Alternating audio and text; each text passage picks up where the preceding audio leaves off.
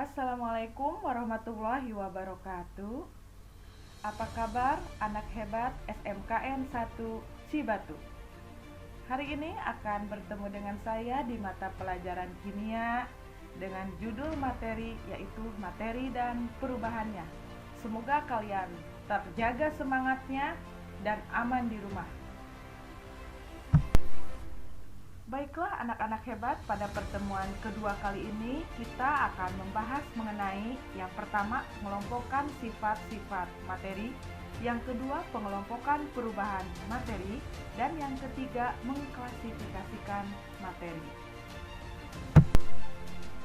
Sebelum kita ngebahas pada sifat materi, kita akan mengenal dulu mengenai materi itu sendiri.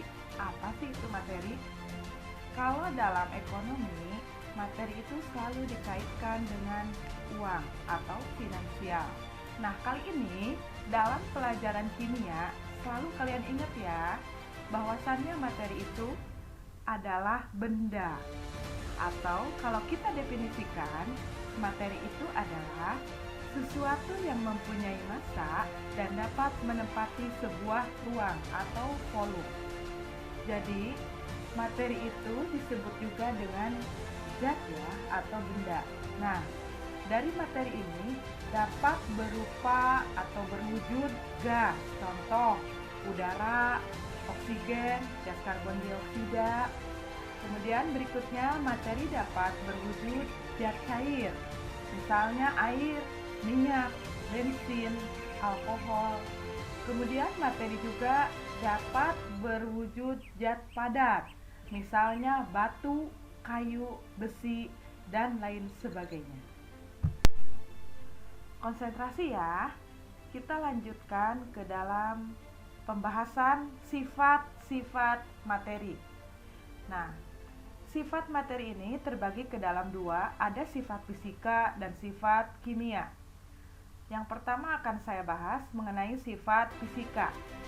Sifat fisika yaitu sifat materi yang tidak berhubungan dengan pembentukan zat baru. Nah, dalam sifat fisika ini meliputi satu, sifat intensi, yaitu sifat fisika yang tidak bergantung pada jumlah dan ukuran zat. Contohnya warna, bau, titik-titik, dan lain sebagainya. Kemudian ada sifat ekstensif, yaitu sifat fisika yang bergantung pada jumlah dan ukuran zat. Contohnya kelarutan, massa jenis, volume, dan lain sebagainya. Nah, sifat materi yang kedua yaitu sifat kimia. Sifat materi yang berhubungan dengan pembentukan zat baru. Jadi dalam sifat kimia ini terjadi zat baru. Contohnya kereaktifan, kebakaran, kestabilan, dan lain sebagainya.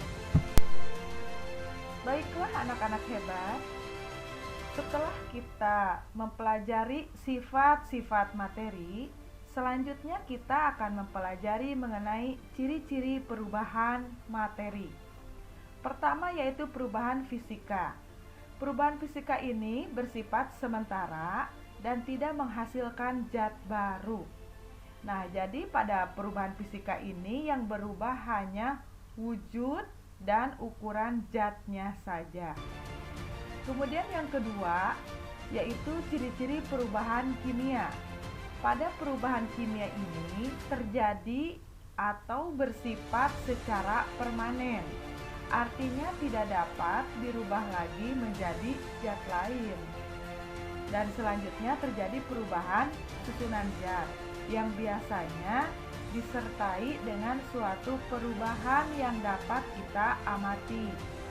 Seperti halnya terjadi adanya gelembung, terbentuknya endapan, terjadinya perubahan warna, atau terjadi perubahan suhu, sehingga yang pada akhirnya pada perubahan kimia ini menghasilkan zat baru.